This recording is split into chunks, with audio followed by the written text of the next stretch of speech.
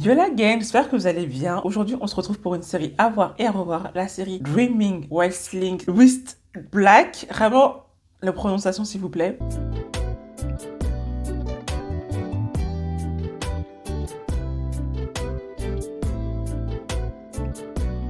On est sur une série Paramount+, qui est actuellement sur Canal+, t'as capté la rime. Il y a actuellement qu'une seule saison, avec 6 épisodes, mais elle est renouvelée pour une saison 2. Donc ça, c'est génial en fait. Dans cette série, on suit Kwabena, un jeune Britannique d'origine jamaïcaine. En 1948, l'Empire Windrush débarqua à Tilbury, près de Londres, avec 492 passagers à bord.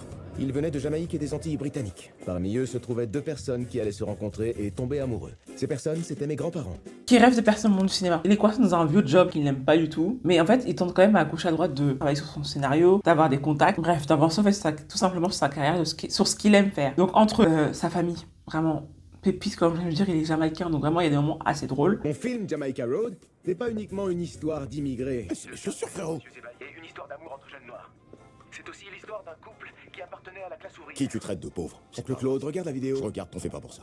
Ensuite, il jongle aussi avec les galères du quotidien, mais pas que. En fait, il est micro-agressions au travail. Vraiment, plus c'est la Deluxe, donc vraiment...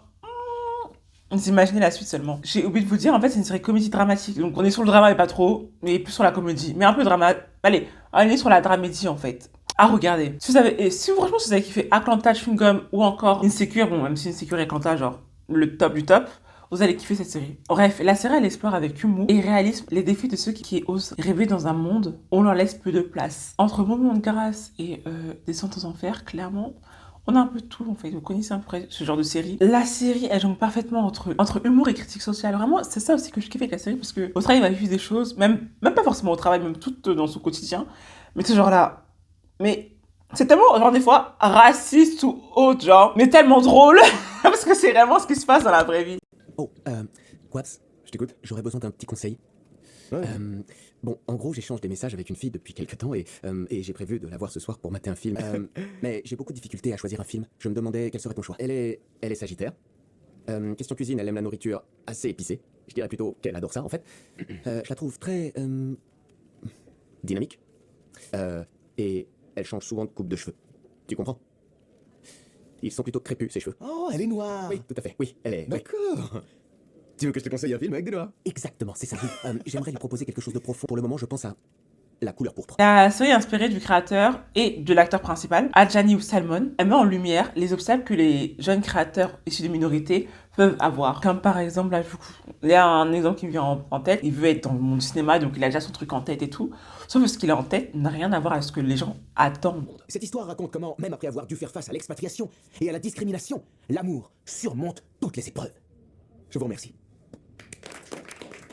Merci beaucoup, c'est vraiment un excellent pitch. Vous vous exprimez très bien. Cependant, il faut que je précise tout de suite qu'il y a déjà une série pour la télévision qui va bientôt être diffusée sur le Windrush. Les gens attendent, enfin, dans la série. Bon, je vais pas vous raconter toute la série, mais en fait, c'est un match quand, en fait, malheureusement, il raconte l'histoire d'un de ses cousins. Et un de ses cousins a été en prison à cause de la drogue. Mon film s'intitule Le Deal.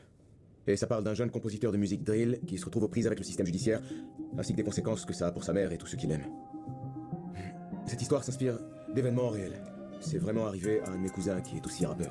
Et là, comme par hasard, ça match en fait. Les scénaristes sont là, mais on adore cette histoire, on nous kiffe. Mais c'est ça qu'on recherche en fait. Bref. Et il n'y a pas que ça en fait aussi. Vraiment, la série elle est top. Bon, franchement, elle se regarde comme ça. J'ai pas genre été emballée comme Queenie ou autre, mais elle se regarde, elle était fun. Vraiment, elle était fun. En plus, elle a aussi suivi sa meilleure amie, qui est nigérienne, je crois, de tête. Et elle aussi, vraiment. Allez, vas-y.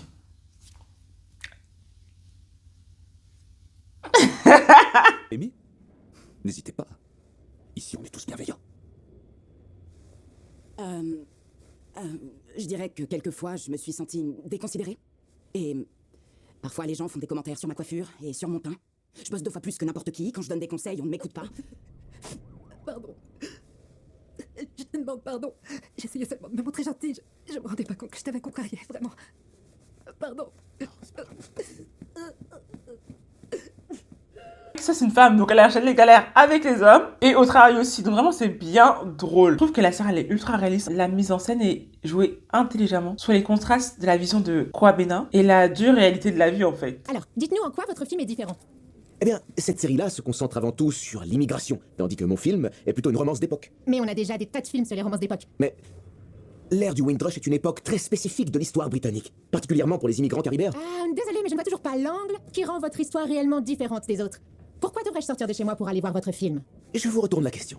Pourquoi vous sortez voir Keira Knightley dans un nouveau film en costume? Ou une comédie romantique avec Hugh Grant? Ou tous les films sur la Seconde Guerre mondiale? Vous savez, ceux qui sortent tous les ans, de nouvelles histoires jamais racontées sur la façon dont les British ont battu les nazis. Et l'an prochain, l'histoire que vous connaissez, racontée d'un angle jamais vu sur la façon dont les British ont battu les nazis. Et vous osez me dire que mon film ne sort pas du lot? C'est drôle et en même temps il est pertinent. Je vous promets que je crois que c'est pertinent. Fun fact, il faut savoir qu'en fait la série telle une sécure, genre en fait c'était une web série qui a fonctionné et en fait du coup ils l'ont adapté au cinéma, enfin, au cinéma. Ils l'ont adapté en série. Donc voilà, vraiment la série, regardez-la. Si les gens regardez, faites-moi un retour, elle est fun. En plus j'aime bien parce que quand c'est une série avec des noirs, généralement c'est soit bon, même pas un couple, généralement je trouve que c'est soit des meufs, enfin soit une meuf ou soit c'est toujours entre copines. Donc ça je kiffe vraiment et je dis toujours aux gens de regarder Atlanta parce que c'est un homme, c'est bien aussi de voir aussi la version des hommes et les galères et même quand ils sont entre potes et vraiment c'est drôle. Et je trouve ça genre génial, je kiffe. Surtout qu'en fait ben là c'est un homme entre guillemets ambitieux qui souhaite percer dans le monde du cinéma. Mais en même temps ben il a ses galères à lui et en fait ben il doit aussi payer ses factures quoi. Donc c'est bien beau mais monsieur, faut payer les factures. Je vous dis à très bientôt. Elle est sur Canal+, et en plus elle est en français. Allez-y, puis je vous dis à très bientôt. Ciao, prenez soin de vous.